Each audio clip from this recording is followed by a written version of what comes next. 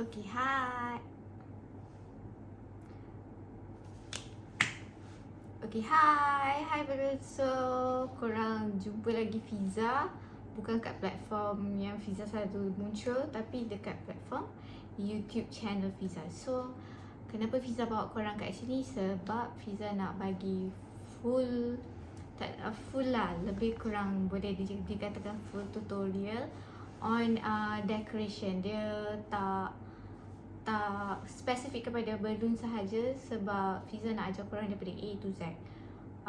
Contoh macam panel, standee, meja, semua berkaitan dengan balloon decoration lah. And then Fiza, sebab sekarang Fiza lebih banyak dapat job gender review yang bila korang tekan button tu, dia meletup keluar orang panggil asap, tapi sebenarnya dia powder. Dia bukan asap, dia tepung, powder is tepung kan, tepung berwarna dan konfeti yang panjang. Konfeti biasa ada, konfeti panjang ada.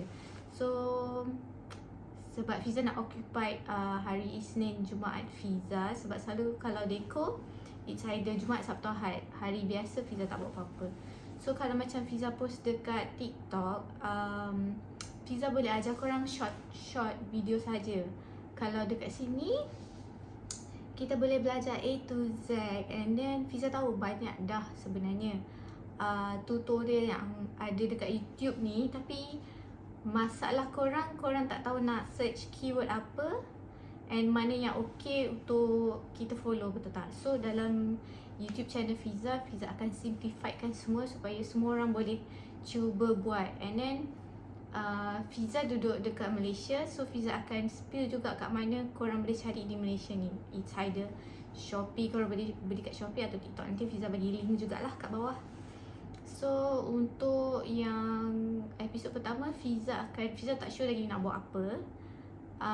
Tapi just in case korang ada idea korang nak belajar apa, korang tolong Fiza dengan drop komen kat bawah korang nak belajar apa. Fiza akan reply tu dalam bentuk video yang panjang, maksudnya A to Z. Beli kat mana, colour apa, size apa, semua Fiza akan buat dekat YouTube channel ni lah. So Fiza nak lebih aktif dekat YouTube channel supaya boleh tolong korang, dan juga untuk Fiza menjana duit dekat sini. Okay, so korang tolong follow Fiza, support Fiza. Kalau korang nak komen dekat TikTok Fiza pun boleh, nanti Fiza jawab dalam video tutorial yang panjang yang lebih detail dekat YouTube channel. Okay, so korang follow Fiza, komen, support Fiza. Korang tak perlu bayar apa-apa pun, korang perlu tengok dan subscribe saja. Okay, bye balloons.